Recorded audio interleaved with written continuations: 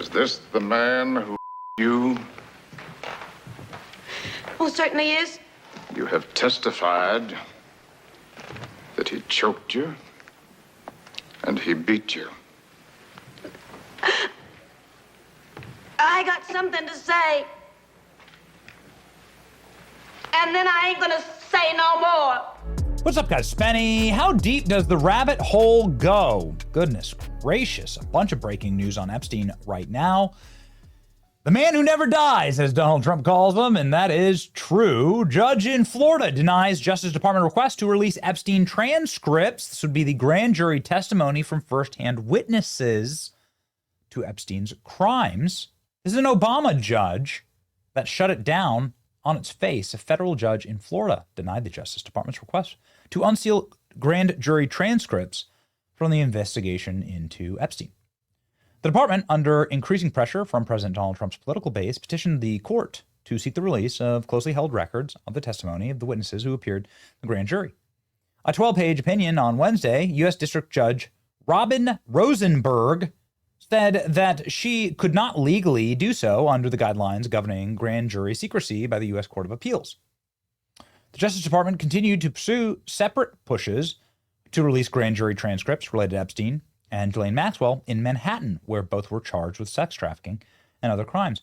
Maxwell was convicted in 2021. News on her in just a moment. Federal judges in New York overseeing the motion to release the transcript said that the department had not adequately addressed the limited factors under which the grand jury material can be publicly released in the appellate district. They requested further briefing from the government.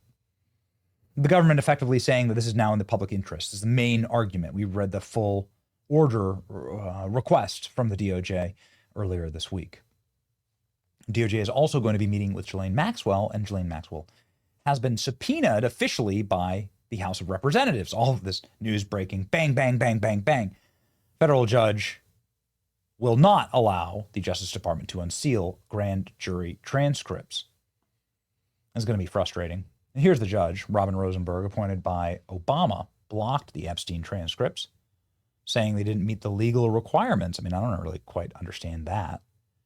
The court's hands are tied, she wrote. The government does not had not requested the grand jury findings to use in judicial proceedings, adding that the district courts are generally prohibited from unsealing grand jury testimony except in narrow circumstances. She ordered that a new case be created in the public interest that provided access to the government's request, and denial order, Epstein grand jury docket, is still sealed. She ordered closed the case where the government filed its request, which started with the investigation of Epstein. So there you go. I mean, this is obviously very important because the grand jury testimony is the testimony of victims and people who were in Epstein's orbit. It'd be very instructive to see what they said. It'd be important to see what the witnesses said because the grand jury testimony is how they charged Epstein. It's how they put him in prison in the first place. This is how they were able to get Jeffrey Epstein in handcuffs and in that jail cell. So what exactly was said about him? It must have been bad. They kept him in the worst detention facility in America. Still killed him there, obviously. But now we have some Obama connection to this, appointed by Obama, denied the Department of Justice request to unseal the Jeffrey Epstein grand jury. The public deserves total transparency. The victims deserve real justice. The DOJ has to fight this and appeal it. Federal judge denies it. Separate request from New York.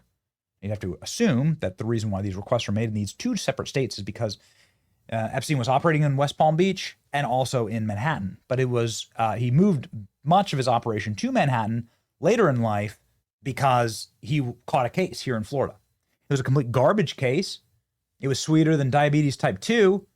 He was able to skate on virtually no charges and even got immunity for Ghislaine Maxwell, which is what Ghislaine Maxwell is arguing right now. U.S. District Judge Robin Rosenberg rejects bid to unseal Epstein grand jury probe. So there you go. Here's the judge.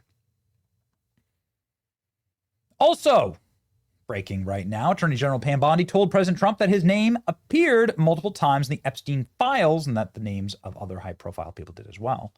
In the meeting, Bondi told Trump that they weren't going to release any of the files that mentioned high-profile people.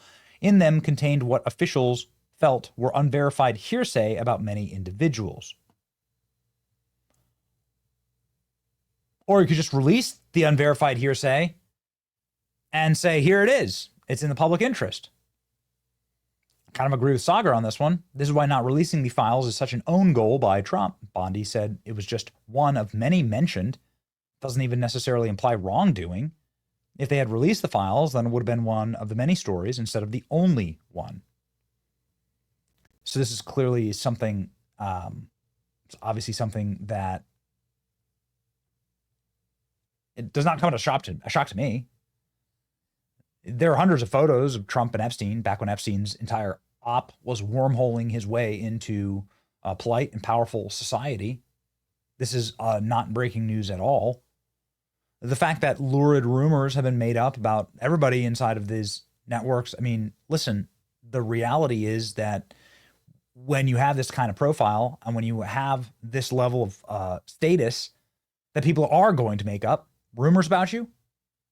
And you need to be able to stand on business. You need to be able to stand on facts. And why not release everything? You know, clearly Epstein was way closer with Clinton than he was ever with Trump. He had paintings of Bill Clinton in his house, oil paintings of Bill Clinton. Epstein was a Democrat donor. He visited the White House a million times. Donald Trump cut Epstein off entirely and was the one who led to the arrest of Jeffrey Epstein, according to the prosecutors. And the assistance in locking Epstein away when the case that he did catch here in Florida. So why the hell wouldn't, again, I just don't understand why let the sins of other administrations hang around the neck of this administration.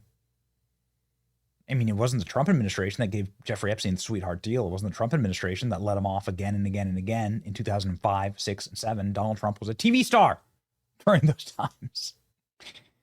It's crazy. So let's find out. Jamie Comer wants to find out. Here we go.